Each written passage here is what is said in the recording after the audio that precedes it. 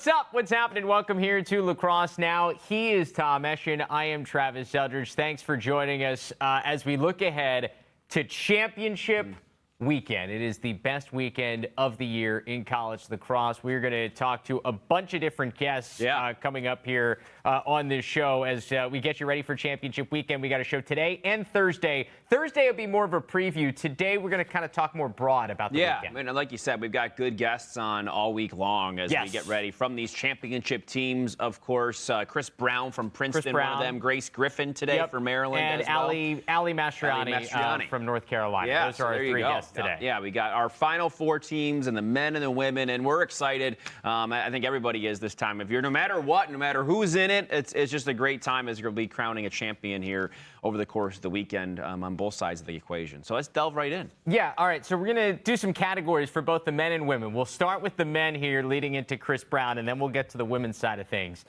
So for the men, our first category, what's your favorite storyline as we enter this weekend? I think, obviously, we'd agree, you know, Maryland, for me, is the big umbrella that's overhanging this, and their legacy and where they'll fit in history is kind of the underlying thing here. I think everybody knows that that's kind of the case. At the same time, when you look a little bit deeper inside, I really think that's what makes this second time around matchup between Maryland and Princeton all that more interesting. And we talk about this game, it felt like all season long. We say, oh, Maryland's blowing everybody out, you know, but Notre Dame, or but Princeton, really. It was a 15-10 game you looked at. That was way back in February 26th. Syracuse hung in there, too. Don't you worry. Yeah, okay. Well, anyway, continue. This is the second time around between these two teams. And, you know, do you look at that first matchup a lot, or what do you take away from exactly what happened between those two teams? Maryland doubled up Princeton on shots in that game, as they often have done in their dominating performances this year. 53-23. Never went on more than a 3-goal run. And I feel like if you're going to beat a team in Maryland, that's what you need to prevent. Virginia could not do that, of course, over the weekend. But if you're going to try and prevent a blowout victory or loss, I guess it would be, for Princeton against Maryland, you got to prevent those runs. And they did a good job of that in game one. Can they do it in game two?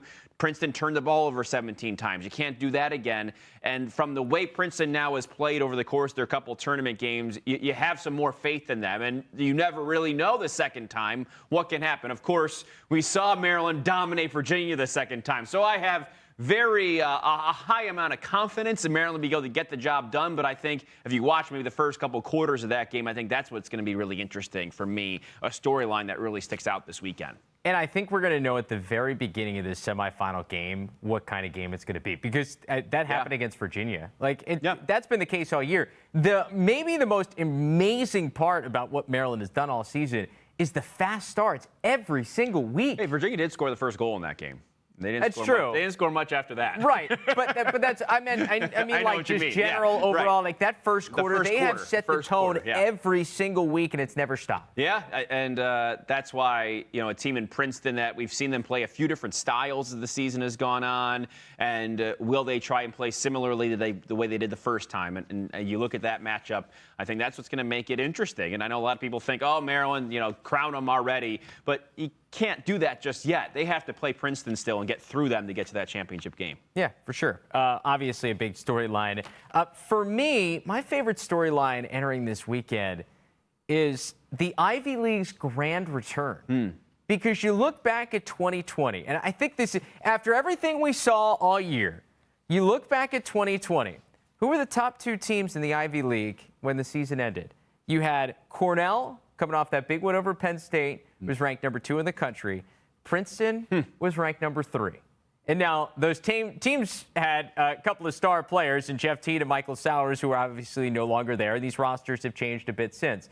But I just think it's fascinating after what we saw with Yale and Harvard and Penn and all these other teams in the Ivy League that gained a lot of recognition, and deservedly so this year, that it's these two teams, the teams who were in the top 4 at the end of 2020 when that season ended, the last time the Ivy League was playing in college lacrosse when we came to this point of the year. It's these teams that are ranked at the end. And I think it is fitting with obviously what we saw all year and them getting the 6 teams in the NCAA tournament, but I think it's also fitting this year because of the fact that they weren't able to be on this stage last year, that we have 2 Ivy League teams in this Final Four. Just for these kids. I mean, they didn't have a season. They couldn't play. And we've talked to them all season long, and you could feel it. You know, we had Sam Hanley on early in the year. He had this hunger, this anger about him that he wanted to go out and prove as much as they possibly could to the rest of the world that, yes, they didn't go anywhere. And, you know, Penn went as far as they did. And you see that we've talked about that in all sorts of different ways with a bunch of different guys.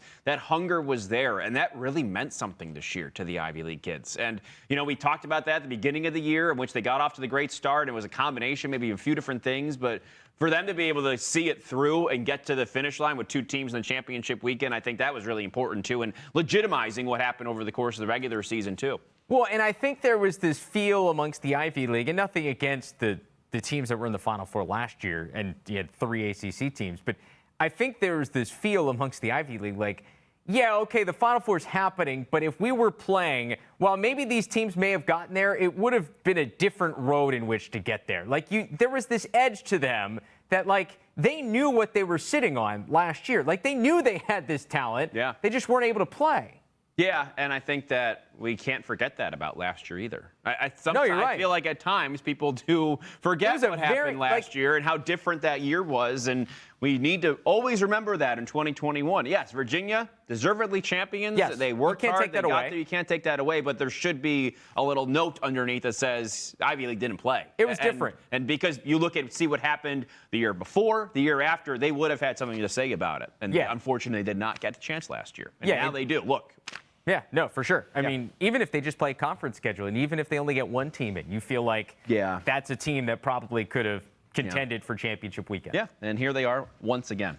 By the way, you look back at 2020, one fun fact about this, to show you just how much can change over the course of the 2 years, Rutgers was not ranked. They were 2-4 when the season ended in 2020. So they were happy that season didn't continue. Yeah, what a turnaround, and, man. And now they're here in the Final Four. Had. Yeah, unbelievable. Pretty great. Okay, next up, player you're most excited to watch this weekend. All right.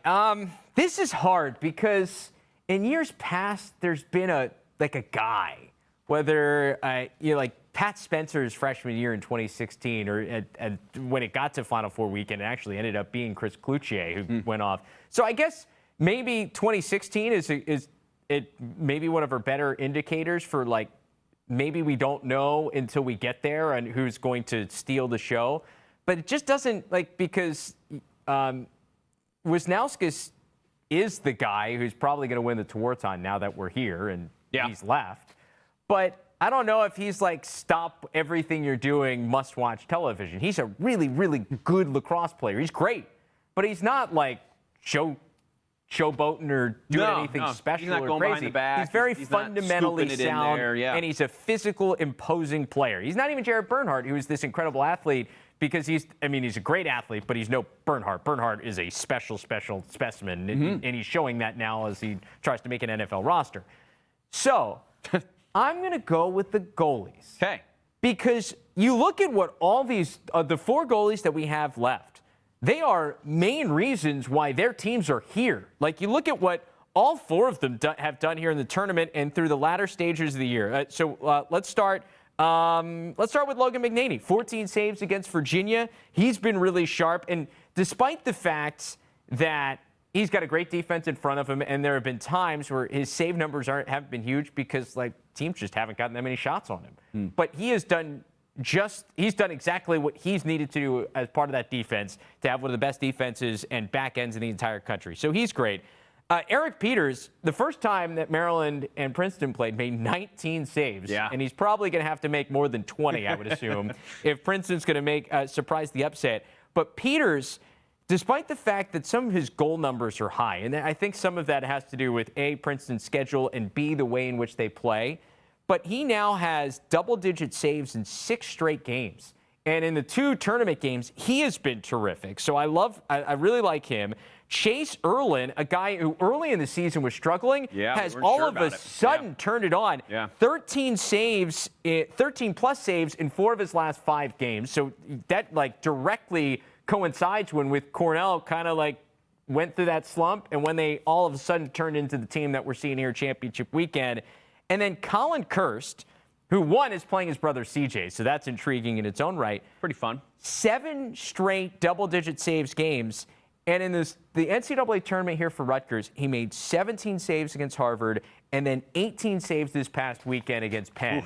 I mean, those are huge numbers that, like, and especially you look at that Penn game, he doesn't make the 18 saves. They are not playing here this weekend. So I'm maybe more than any weekend I can remember here in recent memory, I'm really fired up to see what these goalies do. Yeah, and you look at each and every one, and it feels like they bring a little bit something different to the table when it comes to that. And you look at McNaney and getting out of the cage against Virginia over the weekend. It was to see his athleticism and his stick skills really impressive. So I like that those are the people you want to watch because, Chase Erlin scoring a full field goal. He did. So, that is something that you want to watch and wait for to see. Who will be aggressive outside the cage, who will make that acrobatic save that's going to change a game just like that, like a slam dunk in basketball. Who's going to be able to do that? Those are 4 guys that all have done that over the course of this tournament. And remember, we haven't seen a lot of these tournaments so far. It's only been a couple now with not only with the shot clock, but now the shot clock reset to 60 on a save.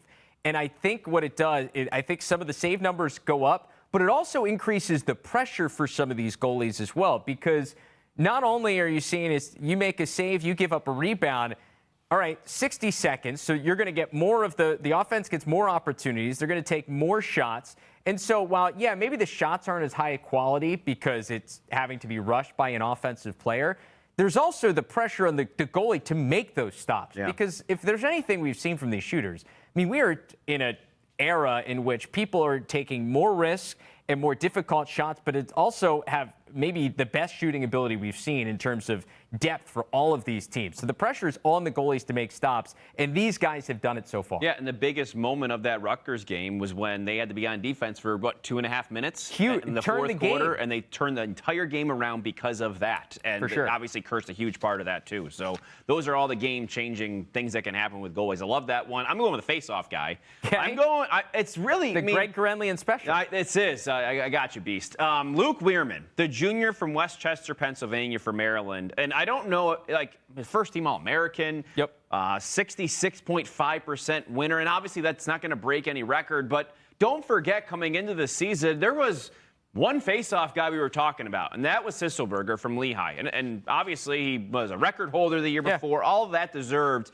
But Weirman comes in, and he gets the job done time and time again for the best team in the country. So he's maybe the person that can determine more than anything else how many saves Peters is going to have to make again. True. You look at what he did against Petey LaSalle, and they were talking about on the broadcast, LaSalle usually does better the second time through. Wasn't the case against against Maryland this time around. So I'm excited to see what Weirman can do. A guy that didn't play at all in 2020. 2021, last year, won just 45% of his faceoffs. So obviously that was the first year of the standing neutral grip. Yep. And obviously he did enough in between the offseason and now alongside his wings who are so important to that as well to be able to work on it and become the best faceoff guy in the country. So it only made Maryland stronger at the end of the day.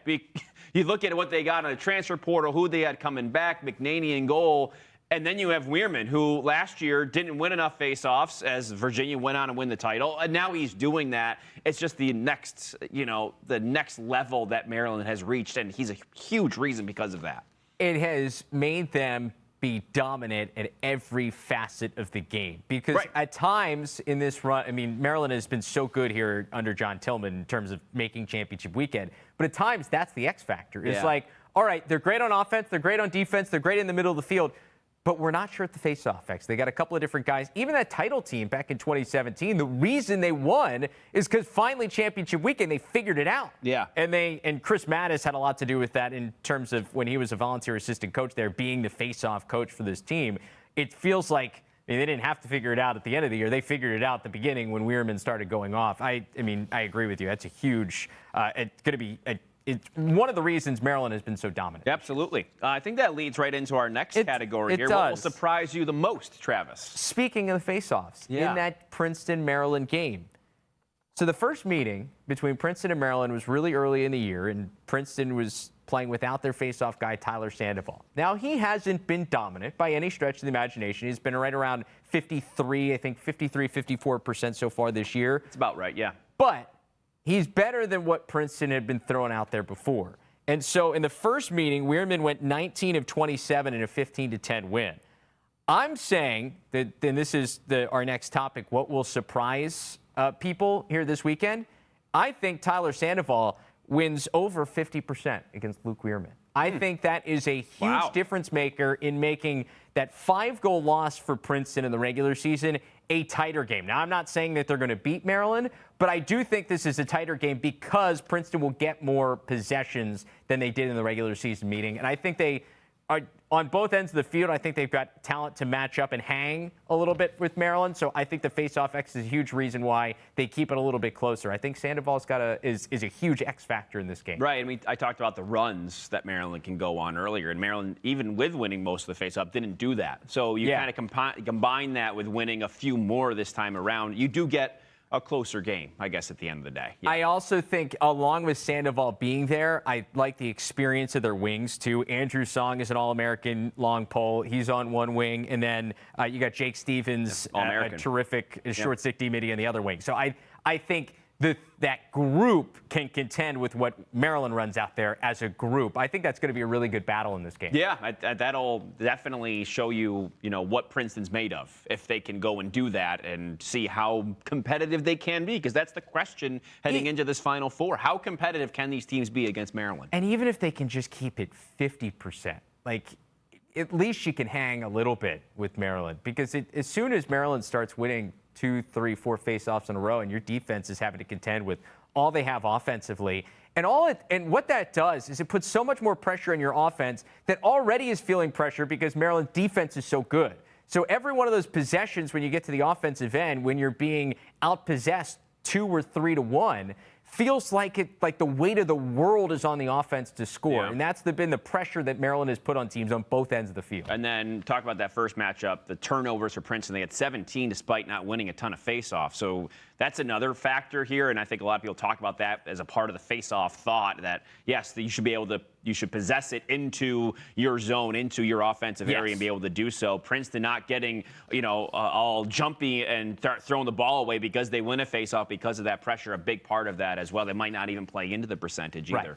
It's a big factor there. What do you got for surprise? I think that you see this, I guess maybe I'm sort of downplaying the surprise factor, but the young contributions, the underclassmen, because I feel like these are years and times of the grad student, the 5th-year senior, the guys that weren't there for a semester and came back for their 4th year, that's a junior year. I think you're going to see a lot of youth out there contributing in big ways. You go up and down these rosters. Maryland has, this is just a few that I picked out, 4 impactful sophomores on this team. Owen Murphy, the 4 goals you saw against Virginia. Yeah. Eric Maliver, a goal against Virginia. He's a sophomore. Jack Corus, 14 goals this year.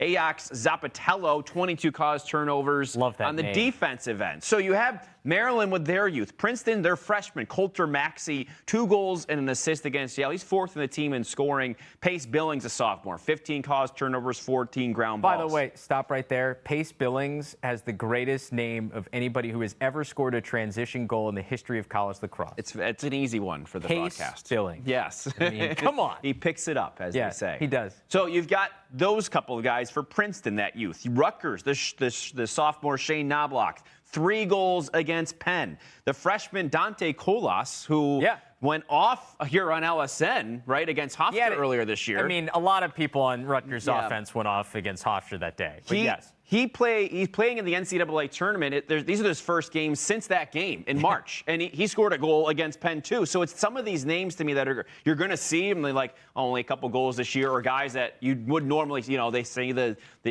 teams that have the experience, but there's some guys that I think might surprise you with their youth. And finally, Cornell. CJ Kirsch is just a sophomore. Yep. He had a goal against the 7 against Ohio State, and Hugh Kelleher, 19 goals, 8 assists for them this year. So you go up and down these rosters, and yes, you've got the big names, the upperclassmen, but I think you're going to see some of that youth surprise you a little bit and say, wow, there's some guys out here on this stage for the first time that are making a big impact in this game. And I think that's going to be a lot of fun to watch. Yeah, for sure. I mean, and I think especially with the Ivy League guys, Cornell had some guys that came back. Princeton felt like it was a lot of veteran guys that decided to hang around, unenroll last year. But Cornell feels very young for a team, and it feels like a team that maybe is ahead of schedule in getting here to championship weekend this year, but is a team that we may expect to be here now for a couple of years in a row. Yeah, that's interesting dynamic of some of those Ivy League rosters for sure. And also, speaking of young, I mean, Connor Busick, dude just retired from Yeah. playing pro lacrosse, and he's Yeah. got a team in championship weekend. Yeah, didn't really get a chance to coach up until now. No, and here he is. Anyway, let's move on. Yeah. What will this Final Four be remembered for? All right, so we've talked a lot about Maryland here, and you hit it on the beginning. And I will be absolutely stunned if Maryland isn't hoisting the trophy on Monday. I thought Virginia might be the team to trip them up, and they passed that test with flying colors, running away.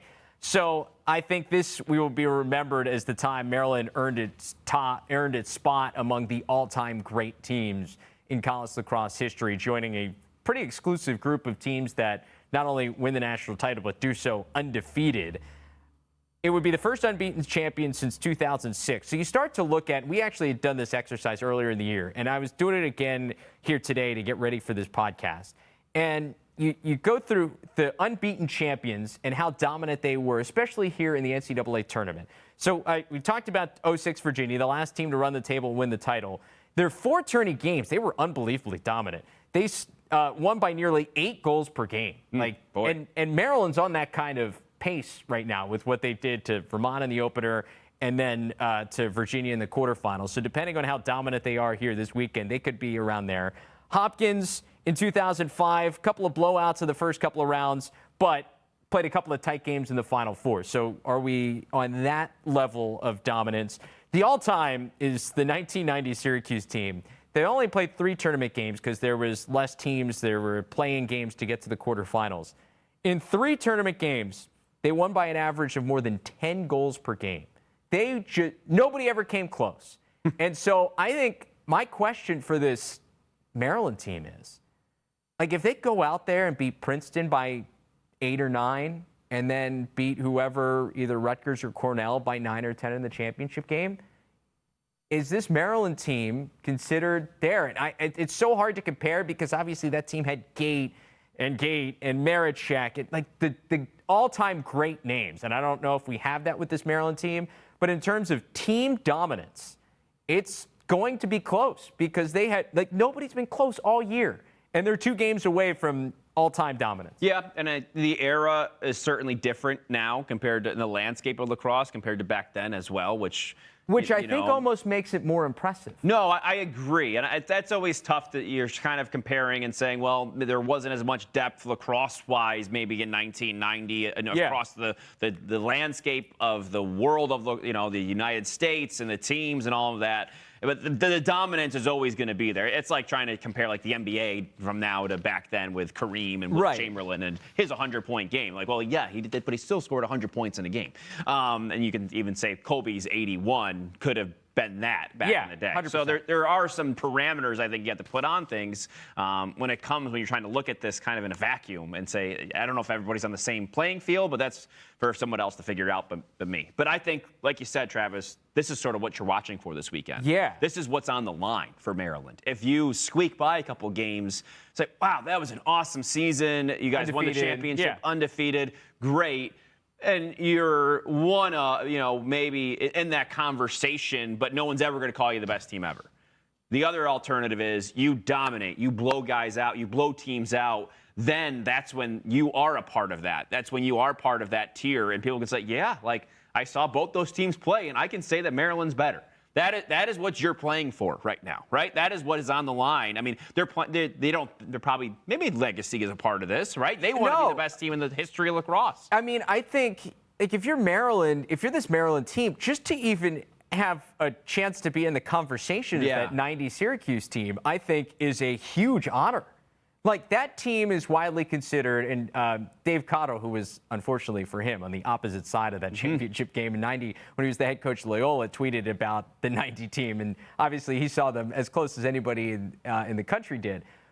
But just to be in that conversation as one of the all-time greats, I think, is everything that you could want at the end of the year. Like, because to consistently do that over the landscape, and I really do think you could argue if they do dominate here in the semifinals and the championship the way they have all year, that they could be considered maybe even better because of the landscape. Like, we haven't seen this. No, I mean, we've been since '06 since somebody ran the table. It shows you the parity. Yeah. And for them to have been, like, they've had one close. The Notre Dame game is the one game that's been even remotely close all year long. Right.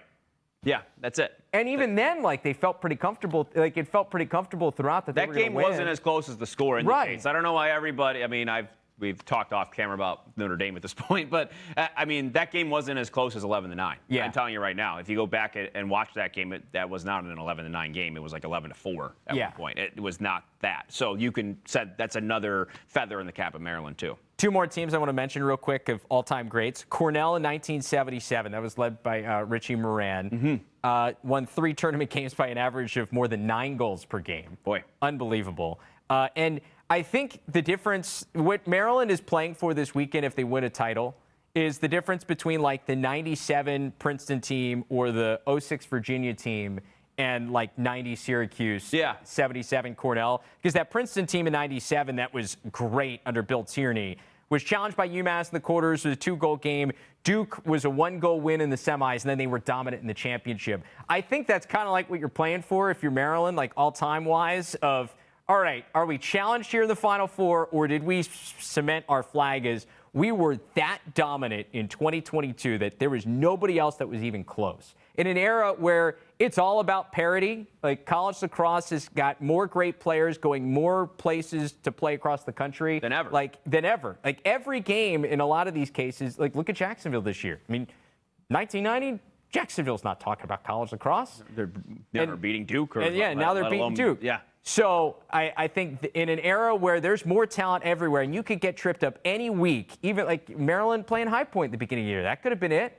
But to be that dominant throughout the entire year in this era could arguably be one of the most impressive feats we've seen in college lacrosse history. And you think they're going to do it? This is what you're saying the Final Four is going to be remembered for? I will be shocked if they don't. Okay. All right. Interesting. I think we're not going to pick the games or anything just yet. I think it's going to be a little closer. I think this is going to go down as one of the best teams ever, but I don't think they're going to get into that echelon. So what I'm going to remember instead, I believe, coming out of this weekend is the same thing you started with, ironically enough, is the return of the Ivy League. Okay. And the fact that you went back to where they were when the pandemic hit and we didn't see the Ivy League for a year and a half. I'll go even closer to the preseason poll heading into this season. Okay. Cornell was ranked 15th. Princeton was receiving votes.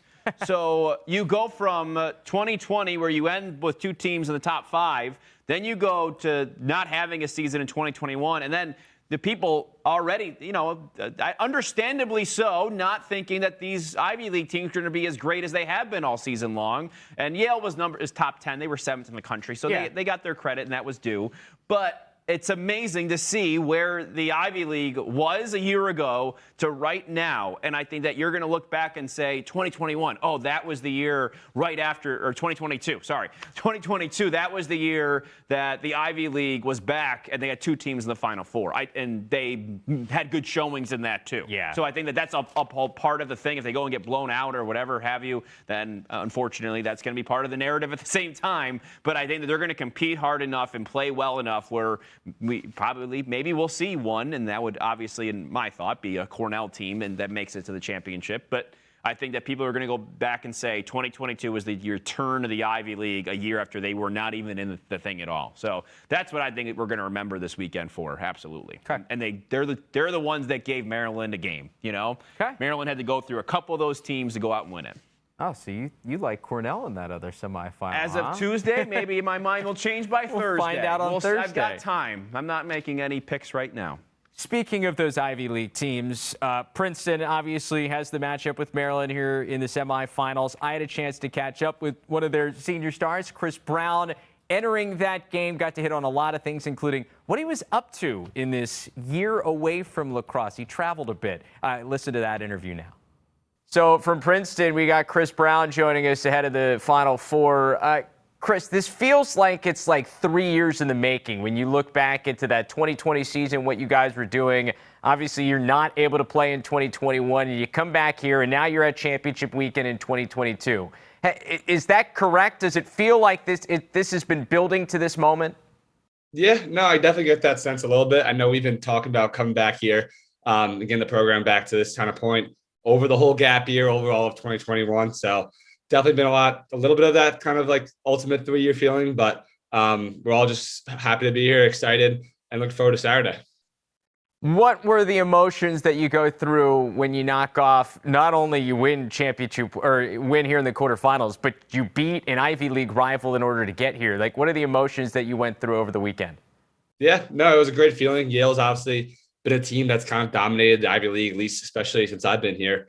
So that's my first win over them. So that's a little bit extra sweeter there. But yeah, no, I mean, great feeling. Obviously, Saturday was awesome. See all of our alumni, see all of our parents, our families there. So happy to still be playing. We had that mantra all the playoffs of just earning that one more week. So glad we still have practice today. What happened in that 7-goal run? Like, what clicked? I mean, I think it was how long the 7-goal run happened, but it was over like 2 quarters. So I give a lot of credit to our defense, able to hold that really great Yale offense scoreless for that period of time. So their Yale goalie played well. We finally started hitting some shots a little bit during that period. And yeah, things just started clicking. You talk about getting Princeton back to this point, and it's been a while, and obviously, like, you go to Princeton knowing what the history was. Like, it was probably when you were younger, but you knew, like, what this program was all about. What does it mean to be part of the team that gets them back to this stage? Of course. Yeah. I mean, it's definitely a great feeling. I mean, I'll also give a lot of credit to the people graduate before me. Like, this wasn't a 1-year thing. This wasn't something that happened just this year. We've been building towards this point for a long time. The 2020 class obviously didn't get a chance to see it through, but even the grades before that, like everything we've learned as seniors, we passed down has been taught to us from the grades above us. So getting better every year. And finally, I think at least 2022, it's hopefully still going on, but yeah, kind of at least reached that point with that pinnacle a little bit. At the end of the regular season, you guys lose your last 2 games in the Ivy League. You missed the Ivy League tournament. What was the message in your locker room? Because at that point, you don't know what's next. Like, you think you're in, but you don't know. Like, what was the message in the locker room? And then what's the reaction when you know you're in the NCAAs and then you feel like there's this second life? Yeah, no, I mean, season, obviously, at least the regular season didn't end the way we all wanted it to, but I know a lot of us, the whole team had a lot of faith in the talent and really what we had with our team. We're not overly, but cautiously optimistic that we'd still be playing. So just kind of had that. I know the coaches like really go that upgrade season as far as like, we know when we play our best game, we can play with any team in the country. We just got to get back to playing like that. So 2 good weeks practice, we were able to do some drills that like maybe we weren't able to do other times in the year because trying to save bodies. We weren't playing that weekend. But yeah, 2 great weeks of practice, and then got BU on 2 Saturdays ago to get a little bit of that revenge back.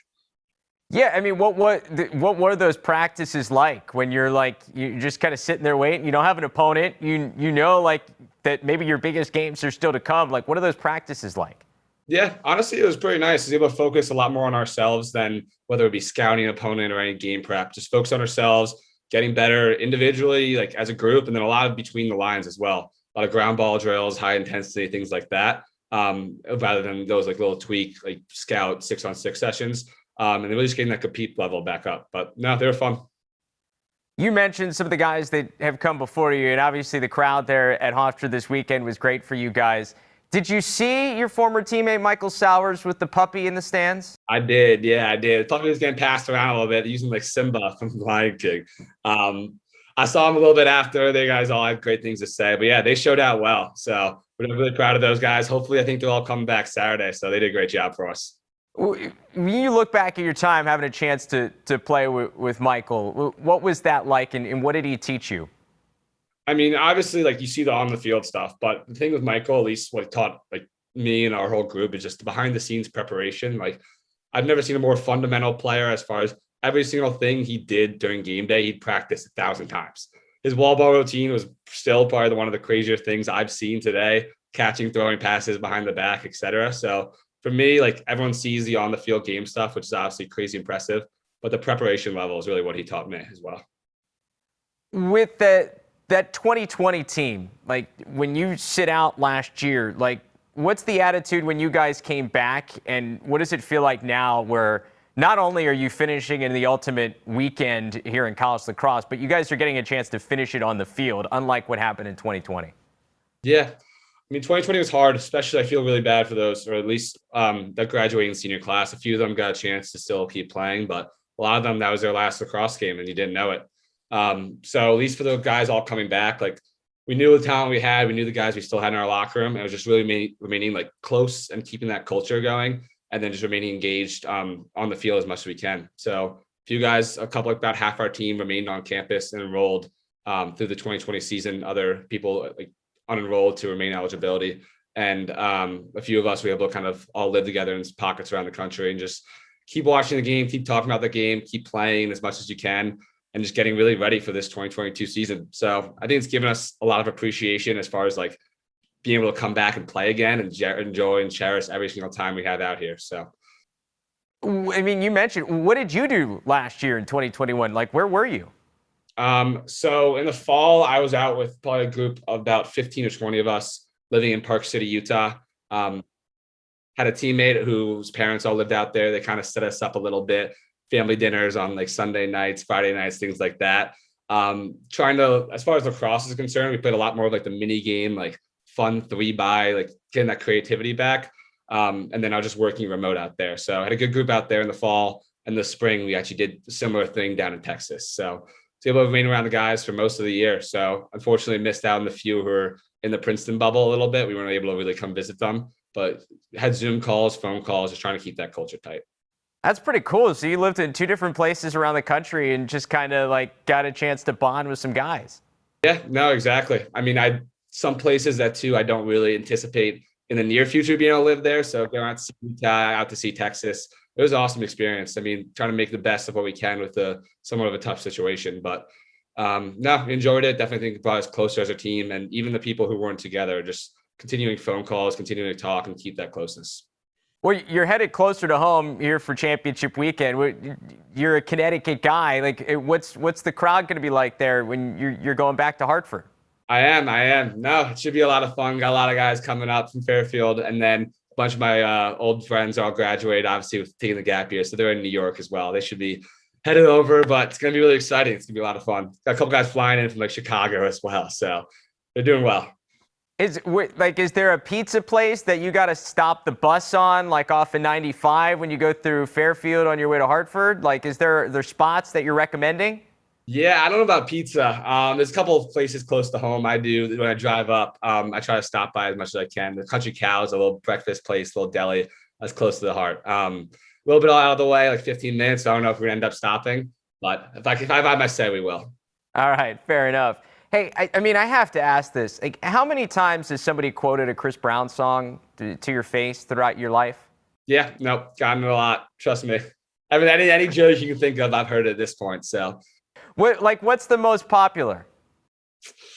Trying to think. It depends really when the songs come out. Like I Woke Up in Chris Brown's Body was a big one when that came out a few years ago, and things like that. But any rendition, I've heard them all at this point.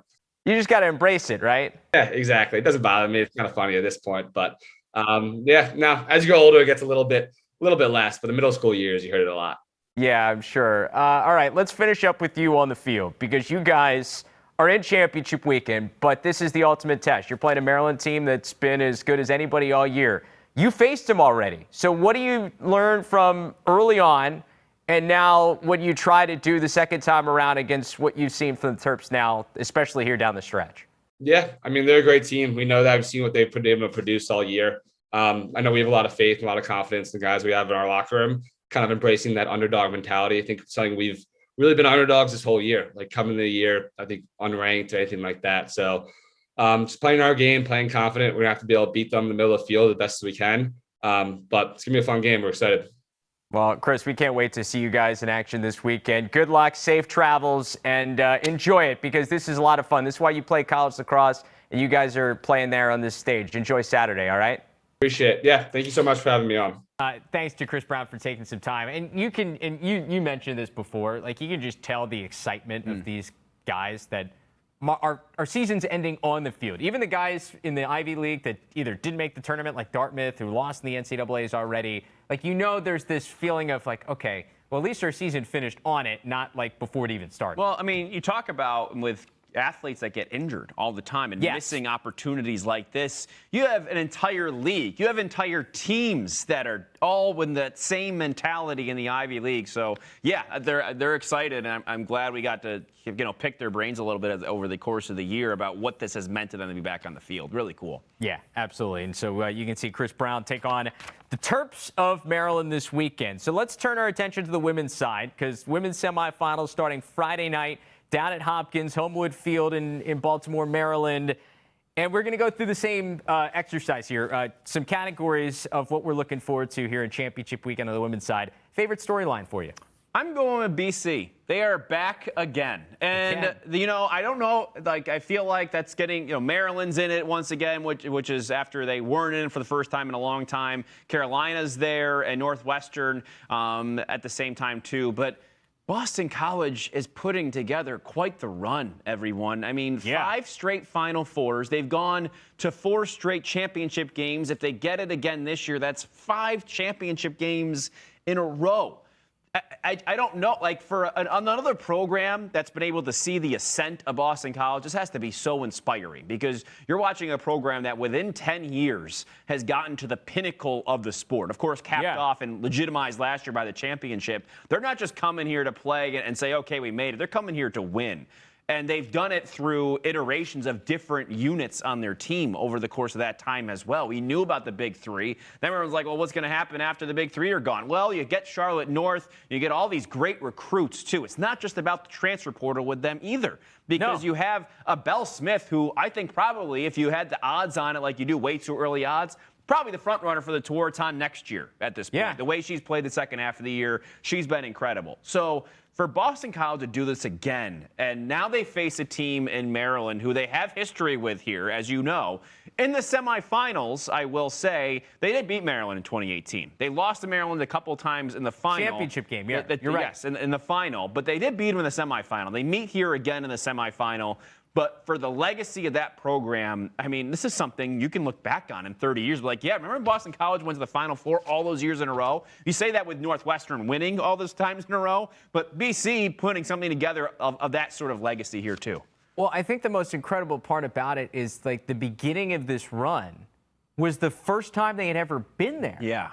So, it's not only because I think you look at this and I think a program like a Florida or a Syracuse comes to mind of teams that were emerging, it felt like emerging powers in the not too long ago, like Florida when they made that first Final Four. That this is the equivalent of doing that and then making it back all these years in a row and then finally winning a title. For you to get your first one, a lot of times that's a standalone thing, and then the dominance comes later. For Boston College, it was Final Four dominance right away. Check the first one off, and now we're here, and we're not going away. I mean, it's incredible. I remember I looked this up last year when we get ready for the championship, but Kayla Traynor graduated, coached at 2 different programs, and in that span, 3 different programs, in that span, Boston College has gone to every championship game. Yep. And every Final Four. Yeah. I mean, it's unbelievable. It feels like it's been a while since Kayla Trainor's suited up in the orange. So it's been that long. I mean, it hasn't been that long, but it does feel like a few years, Yeah. No, it has. Yeah. And BC's been to every championship since. Unbelievable. Yeah. Cool. Yeah. Really cool. It's a huge story. For me. Yeah. What's yours? I'm going to go on the other side of the semifinal bracket and look at North Carolina. And for the Maryland men, I think this is UNC's chance at redemption, because last year felt like it was the team. North Carolina walked into championship weekend, and it was going to be a surprise if anybody else other than North Carolina won it, because they just seemed loaded. They were undefeated. They had been like they did this year. They had beat Boston College already. They just felt like they were the team that was above everybody else, and Boston College went in there in the Final Four, and maybe it's 8 times out of 10, North Carolina was going to beat BC last year, but that was one of the 2 times that BC got them in the game that they needed to get him on, and then Boston College goes on to win a championship.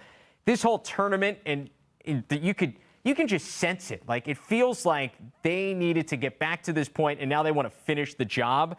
And I think Maryland, in terms of their all-time dominance, could this be the best women's college lacrosse team ever put together? like when you look at the talent on this North Carolina team. I mean, you got Ali Mastroianni and Emma Trenchard, who are both going to be part of Team USA this summer in the World Championships, while they're still in college, by the way. And that's not mentioning Jamie Ortega, who's a Tewaaraton finalist and probably a front runner if they go on and win a championship. Andy Aldave, Olivia Dirks, Caitlin Wurzberger, who is probably going to be a Tewaaraton finalist here in the next couple of years. Taylor Moreno, who is considered one of the top couple of goalies in the entire country. I mean, talent-wise, like up both offense, defense, midfield, goalie, they may be the most complete team we've ever seen in women's college lacrosse history. Yeah, and I think that they should be talked about in the same vein as Maryland on the men's side, like you mentioned there off the top. And it's because you look at, obviously there's been a different perception because North Carolina's played a couple close games this year, but they are in a gauntlet of a conference. You know, the ACC for the women, I mean, if Maryland's playing in that type for the men, I think it's a different story. You know what I'm saying? I think that the difficulty, and you're facing these tough teams on a weekly basis. Yeah, Maryland did blow out Rutgers a couple times, but at the same time, it's so tough to go and dominate, and the way they did that for the most part in the ACC all year long, I think just lends even more credence to the way they've been able to get here and do it in an undefeated fashion again with all, like you said, all that redemption now in the mind, knowing what happened last year. Well, I think all you have to do is look at some of the other teams that we think are kind of to North Carolina's level talent-wise, like Boston College. As great as they were this year in the regular season, they got tripped up by Duke. Yeah. They weren't perfect the rest of the way. Yeah. Like Syracuse or Maryland even. Like at some point, these teams, despite being super talented, they get tripped up by somebody because, like we've said on the men's side, there's like incredible parity talent-wise in terms of teams that have just unbelievable players that can compete with the best teams in the country. And despite all of that, North Carolina has dominated all the way through, and it felt as though if they were going to slip up, maybe it was Stony Brook, and maybe that was the game that like kind of almost got them, but they figured out a way to win. And we're going to talk to Ali Mastroianni about that game here in a bit, about like maybe what they learned in terms of winning a lower scoring game that they haven't had to do a lot this year. But like on the Maryland side, I would be very surprised if it's not Carolina hoisting the trophy on Sunday. Yeah, I think that they're not going to see the toughness that Stony Brook has in anybody else. It's just the absolute gritty, Long Island tough team, and that's never an easy out, no matter who you are. Nope.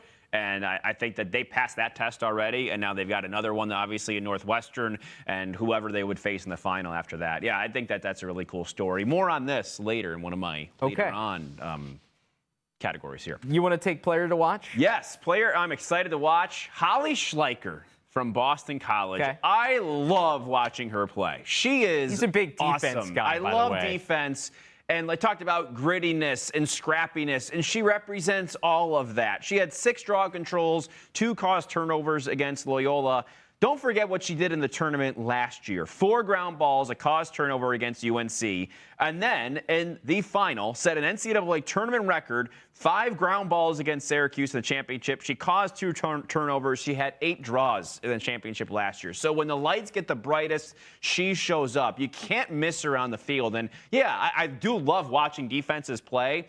But sometimes, you don't really notice them a whole lot. It's just they don't stick out. But she is someone who is everywhere, picks up every single ball. It is so fun to watch her play. So for her to go up against a team like Maryland, Aurora Cordingley, Lubicker, all these great offensive players, it's going to be a lot of fun for that matchup to take place and for Schleicher to see if she can do it again on the biggest stage. It should be noted that Tom's favorite Super Bowl of all time was the Rams Patriots, yeah. Where nobody scored touchdowns until Gronk at the end. Yeah. That was Tom's favorite. Most people awesome. Disliked that Super Bowl outside of New England. It was the defense in that game was incredible. I mean, you would think, the game stunk. The defense was great. It was really boring. Yeah. I mean, everyone says the game's a big offense. Oh, the offense was great. Well, what about the defense? I guess that wasn't so good. There's 2 sides to every game. And you have to appreciate and love the defense. You can have great defense while also scoring a few points. No, I mean you have the best defense ever and watch that on display. One of the best of all time.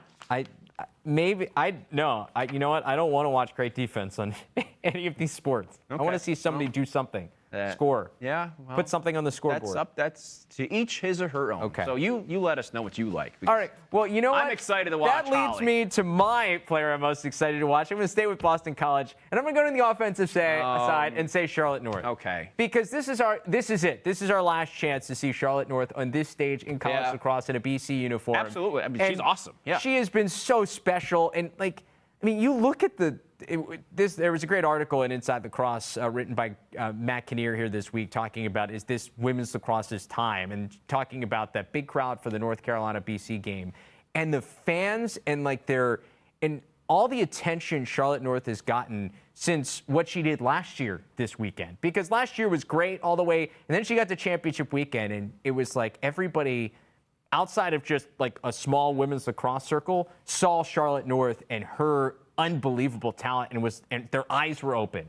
And then you see her with Team USA down in Texas, and it's not all the players that we've known here for years that is being surrounded by all these little girls. It's Charlotte North.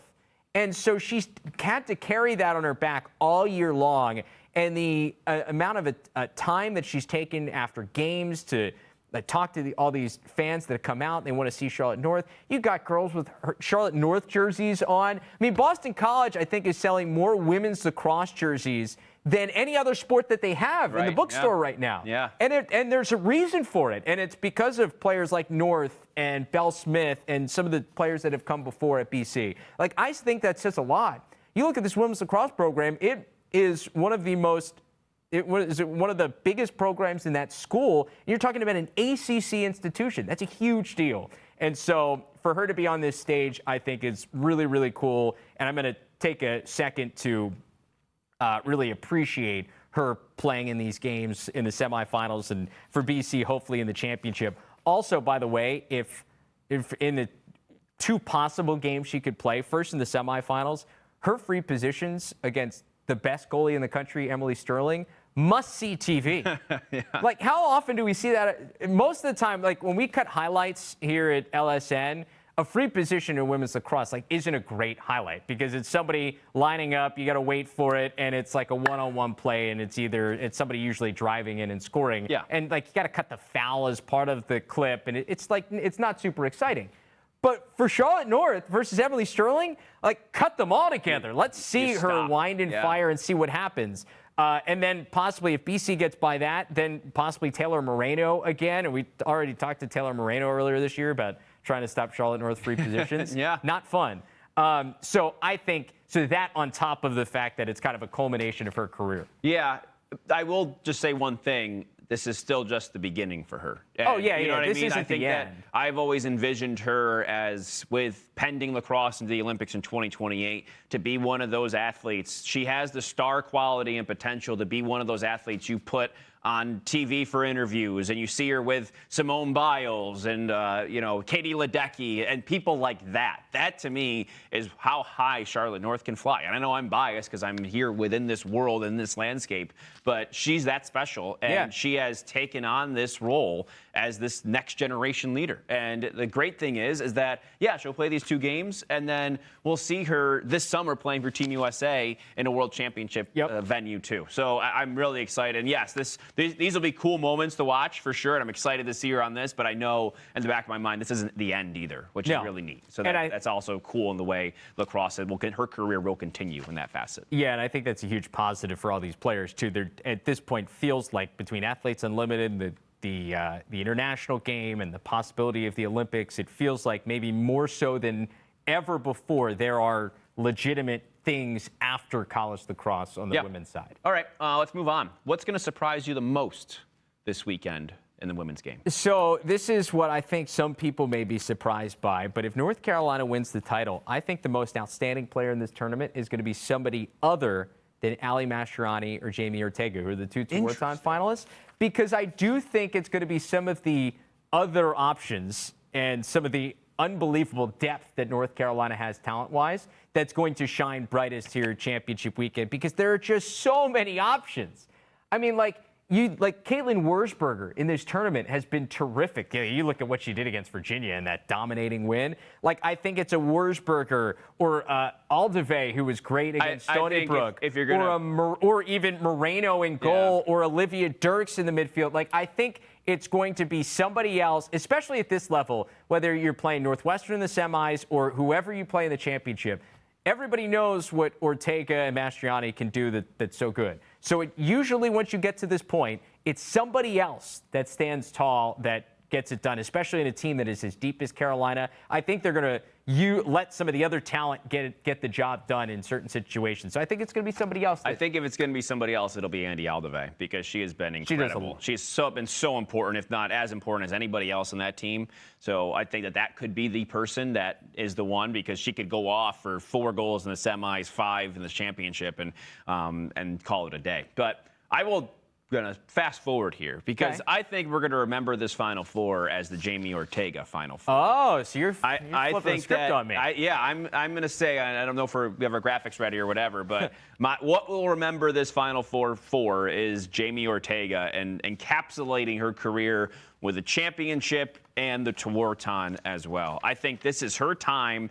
She has 64 goals this year, 41 assists, which for her is a career high. She has been able to evolve and get her teammates involved as her career has gone on. She was more of a goal scorer than anything else at the beginning of her career, playing, of course, alongside Katie Hogue, which is a big part of that, too. But Wurzberger fills that role of Hogue, but Ortega maybe has seen that she needs to do some of that, too. So the way, from the first day on campus, Jamie Ortega has been one of the best players, if not the best in the country, for a long time now. And this is her moment. Don't forget, and I feel like we're forgetting this, she's second in NCAA history in points, only to Kylie Ohlmiller. Yeah. So this is her legacy. This is her time. It's an incredible legacy. And this is her tournament. She had 4 goals, 2 assists against Virginia, only had an assist against Stony Brook, and I think that's going to lend even more fuel to the fire. Talked about how gritty that game was, and Ortega, someone from that area, probably recognizes that and said, okay, well, they got me out of that part a little bit, but she didn't have to score in that aspect that she needed to. She did what she had to do for her team to win. Yeah, I think it's what she's always going to do, and she's going to see this moment, recognize it, and I think that the best players come to play championship weekend, and this is going to be Jamie Ortega's time, the best player and the best team. Okay. I think she will win the most outstanding player, and we'll be talking about her performances and why. Obviously, there's so much talent there in North Carolina, but she will be the reason, I think, at the end of the day, that they go on and win it. I do think even if somebody else is the most outstanding, she's probably, if Carolina wins it, probably is the Tewaaraton winner. Yeah, I think so, too. Yeah, at the end of the day. Depending on if Mastroianni has herself a weekend, that too.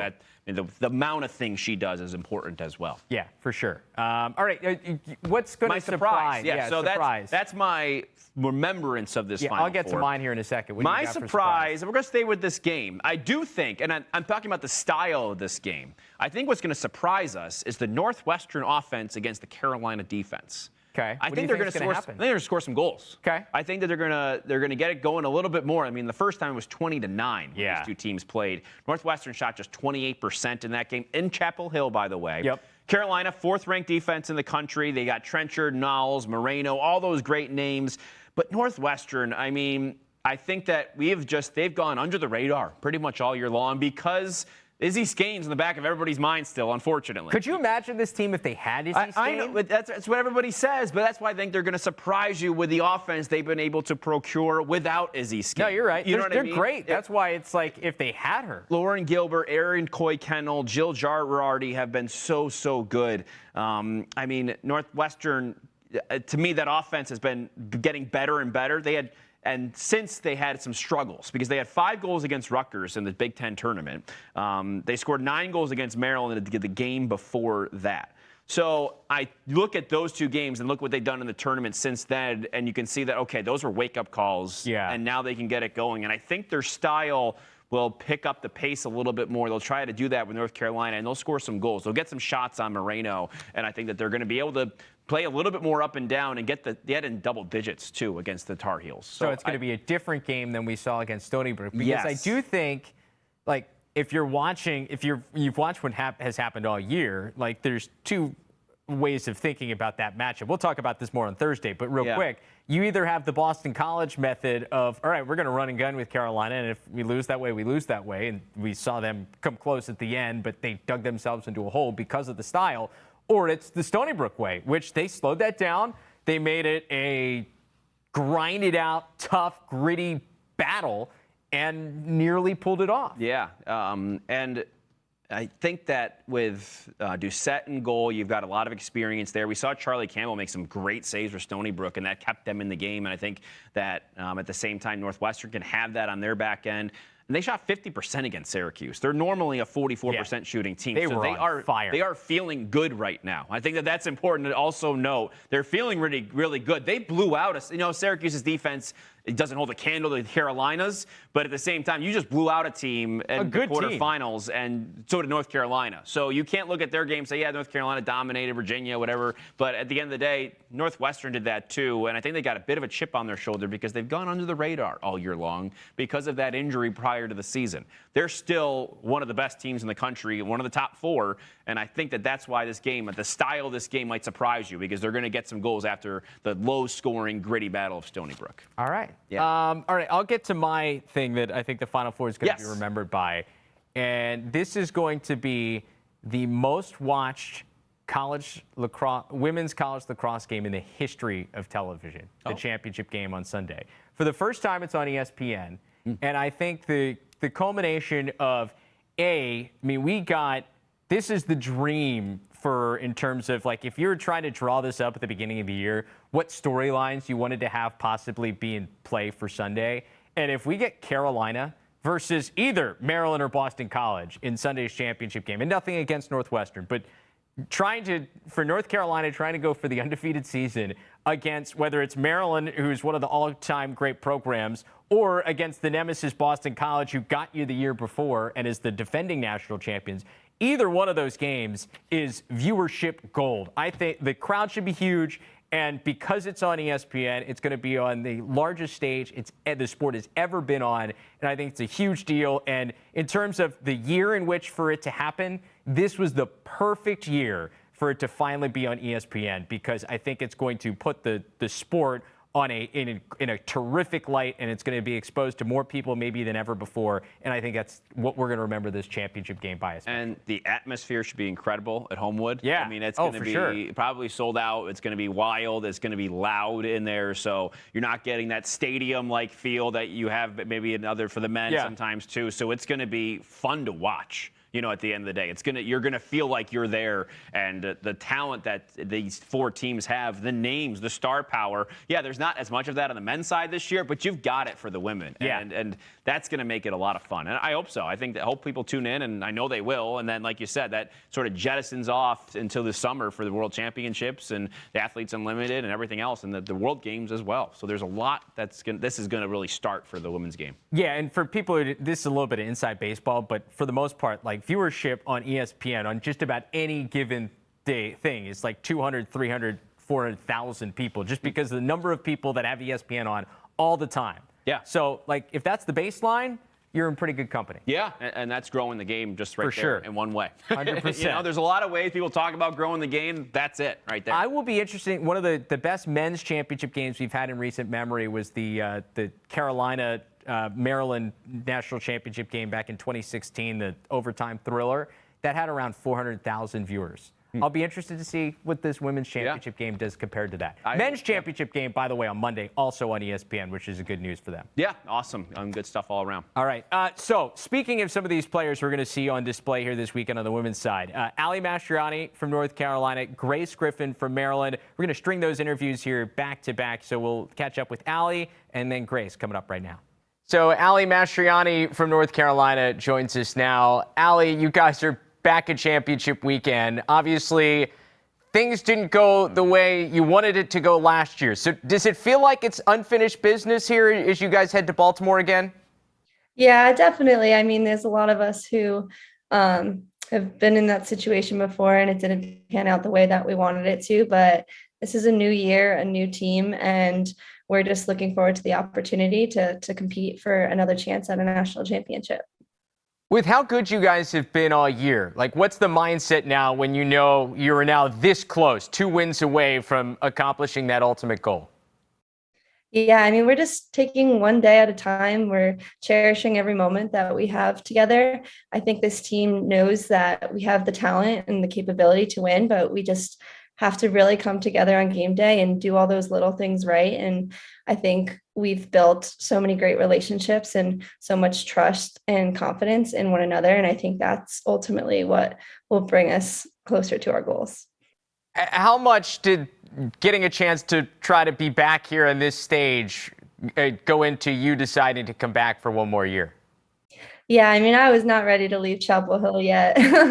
I mean, ever since I was a kid, it was my dream to play at Carolina and to win a national championship. So coming so close each year and not achieving that, it definitely made me want to come back. And I'm just so grateful that I was able to advance my education, get another year with my best friends, and be back here again. I'm so excited. I mean, come on, you get the chance to stay in college at an incredible college town. Like, you can't pass it up, right? Why grow up if you don't have to? Yeah, stay as long as you can. From people who have left, most people will tell you that. You mentioned being so close so many different times throughout your career. For all the people who are back from last year's team, what do you take away from the experience of the semifinals a year ago that you maybe can apply to this opportunity this time around? Yeah, I mean, I think it just shows that all these teams that have made it to this weekend, and even the teams that didn't, are just so talented. There's so much talent across the board, and I think everybody has the goal of making it to this weekend, and everyone shows up to play. I mean, it's 0-0 going into this weekend. Everyone's going in with the same goal, and everyone is so talented. So at the end of the day, you're just going to have to show up and compete. You mentioned some of the talent, and Stony Brook obviously gave you guys a tough game last Thursday in the quarterfinals. What did that second half maybe teach you about your own team in terms of having to kind of bear down in a low-scoring game that you guys haven't been in a lot of those and finding a way to win? Yeah, Stony Brook, they're a great team, and I think that game was really great for us to be challenged, especially going into a weekend so competitive, such as the one ahead of us. And I think what makes this team so special is that we've had to find so many different ways to win and different ways to dig it out. And I think knowing that we can against such a great team like Stony Brook really gives us a lot of confidence going into this weekend. Obviously, this weekend and this whole year has been about the team, but you individually are a Tewaaraton finalist. When you mentioned the dream of playing college lacrosse in North Carolina, that probably has to be the pinnacle of the dream, being one of those 5 players to be honored at the end of the year. When you found that out, what did it mean? Yeah, I mean, that was such a huge honor. And I remember getting the phone call and I stopped in my tracks. I was like, wow, that is so cool. And it's just such an honor to be surrounded by and in the same sentence as some of these players, and being able to spend a few days with them. It is such an honor. And luckily I get to spend it with Jamie. I think she's amazing. And I said it 5 times, but it is a huge honor. And I'm really excited and honored to be a part of it. Yeah, speaking of honors, this has been an incredible year. So you guys are in championship weekend. You're a Tewaaraton finalist. You're a member of Team USA. You're one of the 18 players in this country that's going to get a chance to wear red, white, and blue this summer. Real talk, when that happens and when you find that out, what on earth goes through your mind? I don't know. You just think about yourself as a little kid and making those dreams, and being a part of Team USA has always been a dream of mine. And I was never sure if it was going to happen. So the fact that that dream is a reality and I get to be surrounded by the best players in the world it's hard to put it into words. I'm just so full of gratitude, and I'm so excited and so honored to be a part of that. Obviously, your head coach in North Carolina is your head coach there for Team USA, and Coach Levy. Is she the one that calls you? Yeah, she called me. She called me, and I'm so excited to be able to spend another season and more time with Jenny. She's had such a great impact on my life, both as a coach and as a mentor and a role model. And she's been able to kind of see my journey, and she's been there every step of the way. So it's really awesome. Because you're going to get a chance to share the field with maybe some of them, who are some of those players that you idolize coming up through, whether it's middle school and high school?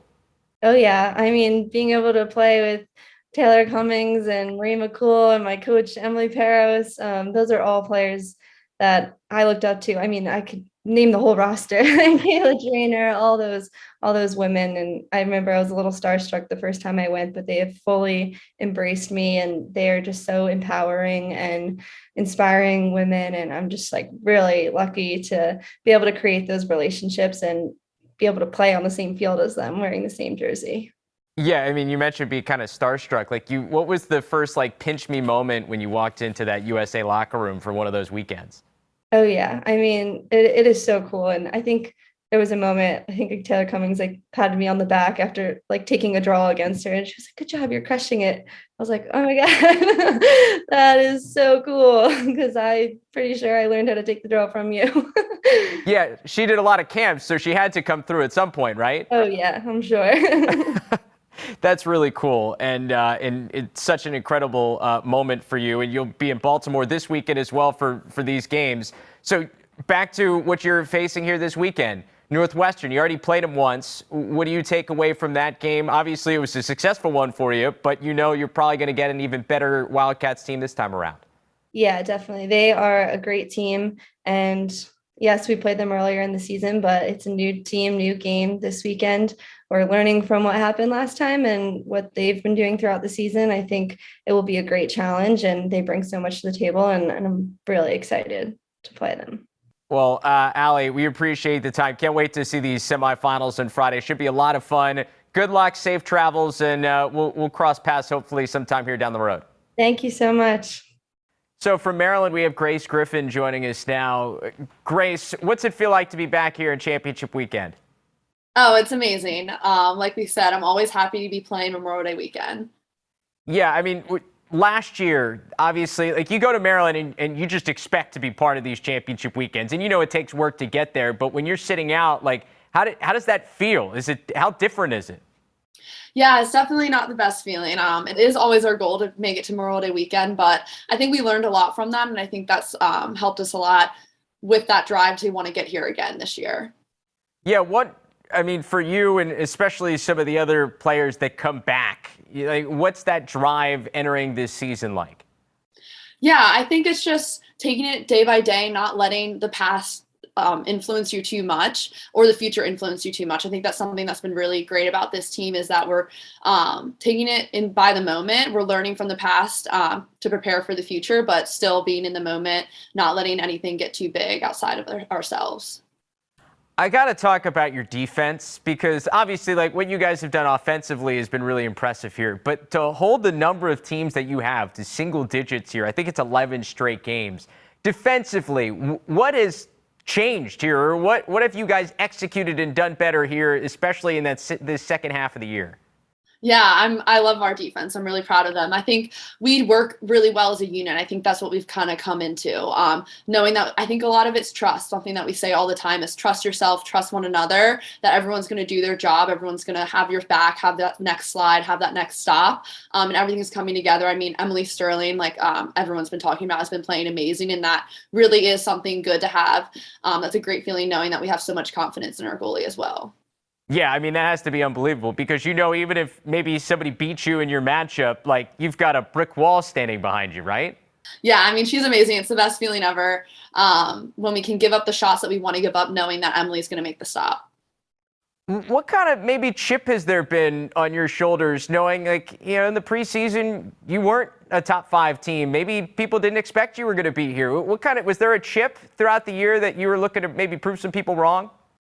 I guess so. I think we more thought of it as like it was exciting to see how much we could improve and what we could show. Not letting the media get to be too much, not letting those rankings dictate us. I think we just had so much confidence in ourselves and knowing that we were going to grow. Where we were at the beginning of the season isn't where we are now. And I think that is very much so reflected. So I think knowing where we were in the beginning, it was, yes, it was a nice like thing to drive us, but also it wasn't something that was totally dictating everything we did. All right, speaking of growth, what kind of growth happened after the loss to JMU at home? Yeah, I mean, that definitely stung. Losing at home on senior day, losing it all is never something any of us want. But I think it took that pressure off. And I think because we are a young team, it was something that kind of just took that weight off our shoulder. And we were like, all right, like it happened. It is what it is, but we're going to learn from it. And we're not going to let it happen again. We know how terrible that felt. And we knew that it was out of character for us, how we played that game. And I think just knowing where we were then, we learned a lot from it. And I think it was necessary. So you mentioned the youth around the team. You know, you not too long ago were one of those young players who was starting on a championship weekend team. What's it like to now kind of come full circle and now be one of the veteran leaders on this squad after what you had experienced early on in your career? Yeah, it is a really fun experience. And like you said, it is pretty full circle. I think when I was playing in those Final Fours, my freshman and sophomore year, I think I was just in the moment. I was kind of naive and that kind of helped me. I was just like, all right, like, we're just going to go. Like, we're in the Final Four. Like, that's cool. Like, I didn't even realize how hard it is to get there until these past couple of years. So this year, I think just instilling that in the girls on the team that haven't been there before, that we're doing what we do every day. We're going out and we're playing lacrosse. Like, yeah, the crowd might be a little bit bigger, but we play lacrosse every single day. We focus on us and we're going to take care of it. Some of the key players in this run for you guys obviously have been some of the younger players, but also some of the transfers, especially Aurora Cordingley. How have some of the transfers that have come in, being grad transfers, older players, kind of fit into you guys as a unit? Yeah, our transfers have been amazing, and they fit in really well. I think in the beginning of the years, we're still figuring each other out. We were learning a lot from each other. It's been really fun to see what experience they bring in, what talent they bring in, and us learning from them, gelling with them. And I think they're just great. I think Abby and Aurora, especially, they love the game. They're students of the game, and they're always learning, and they're a sponge as well. So I think just overall, we've all benefited from it, from both of them.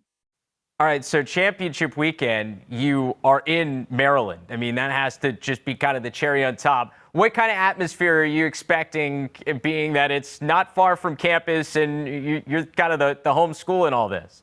Yeah, we always like to say a Final Four in Maryland is something that's once in a lifetime. Luckily, I mean, my sophomore year was at the same place, and it's something that you can't even describe. We've been talking about it a little bit this week and just trying to let everyone, like, remind them to take it in. Like, it's an amazing walking out of that locker room and seeing all the fans, all of our alumni, like all Maryland flags everywhere. It's something that is amazing, and we just want to embrace it, and knowing that all those people have your back and are cheering for you is something that's really, really cool.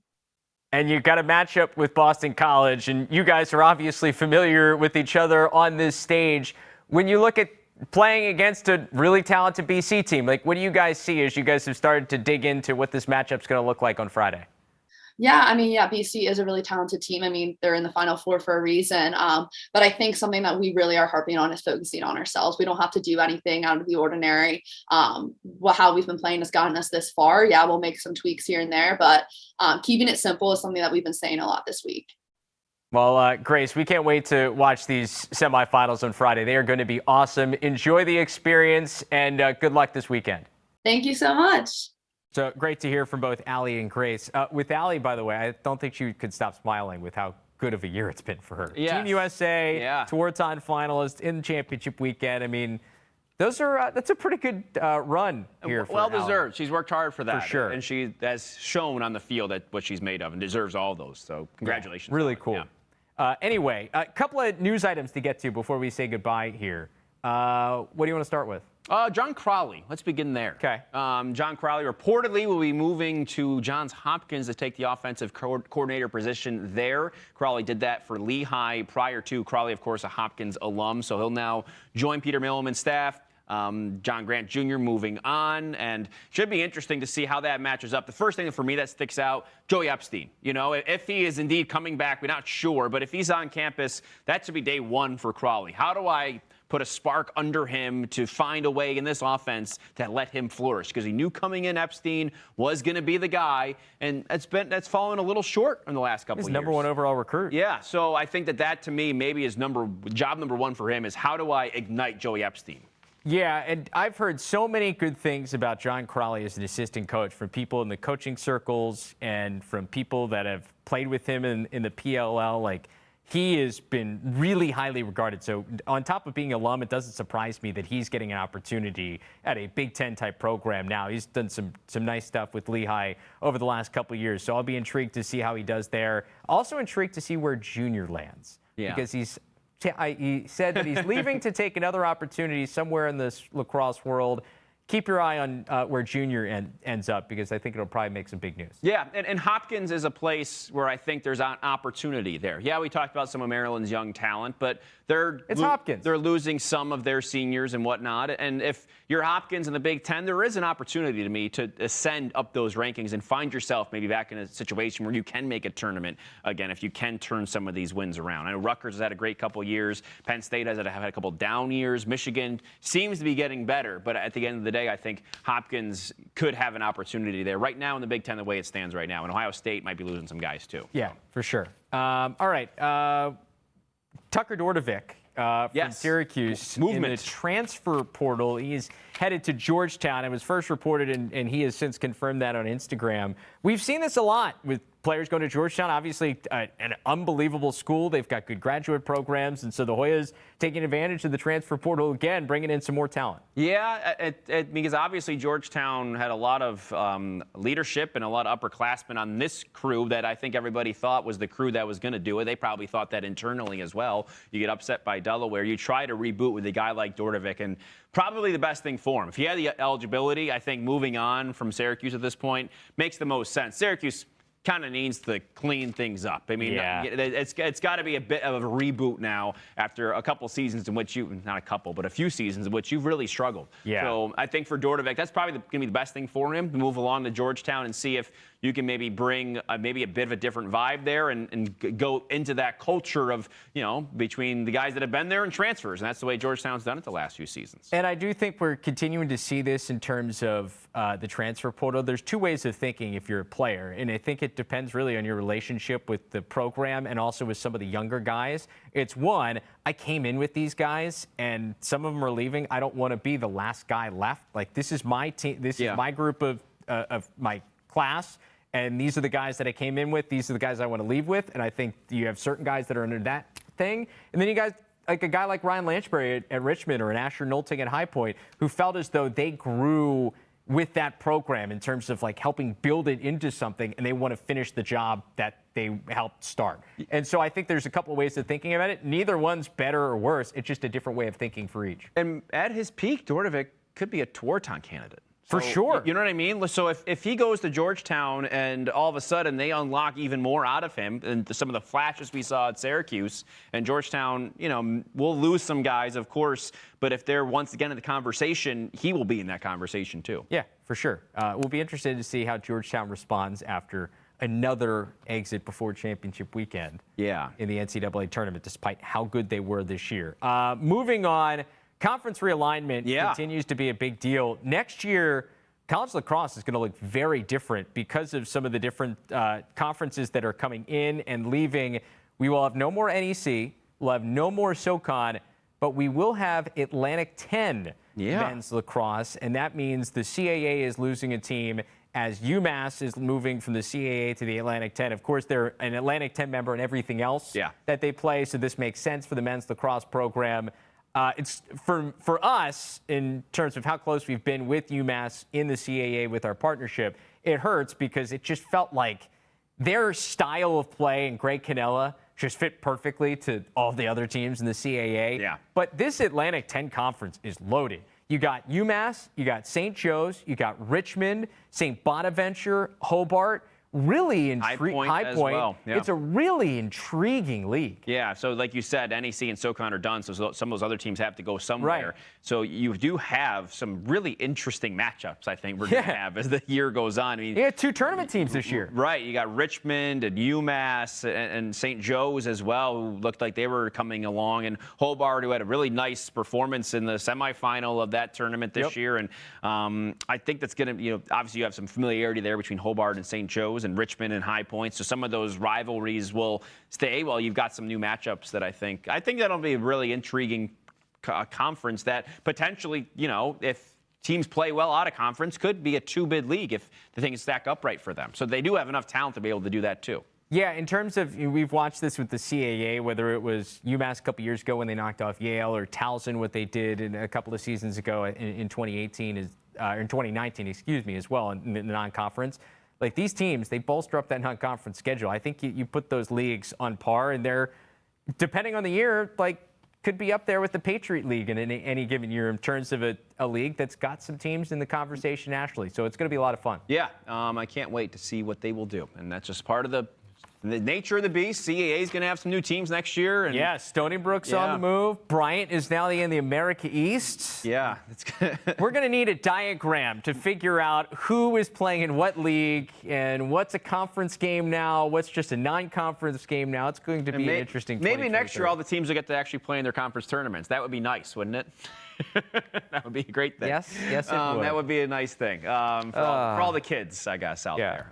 We can't wait for Thursday because we're going to talk about this more, but on a deeper level. Yeah. We can make some picks. Yeah, we'll dive in. We've got more interviews, by the way, coming with players that are going to be playing here championship weekend. So we'll talk about that. We'll also actually break down all 4 semifinal matchups in Division I. So we'll go deeper into the dive. We didn't really make picks last week, but I think I did go 4-0 for the men. I think I got a couple of the women's games wrong, but Virginia didn't do you well, Trav. No, that was over before it even started. It felt like. I did not. Hey, you know what? Good for you going out on a limb. I went out on a limb. I thought, and now I learned my lesson, and now I'm riding the Maryland train. It's okay to be taught lessons. But Boston College on the women's side has taught me my lesson. All right, and I think of the same thing for Rutgers on the men's side. I didn't really believe in Rutgers until they started rolling in the tournament. Like, okay, now here they are. Now here they are. So I am a believer. If tournament time, things change, and I think a lot of things can change over the course of the next, over the course of those few weeks. And you look at the teams who's still standing. They're there for a reason. Speaking of Rutgers, Brian Brett, their head coach, joins us on Thursday. Ooh, okay. So stay tuned for that, and we will see you then. For Tom, I'm Travis. See you.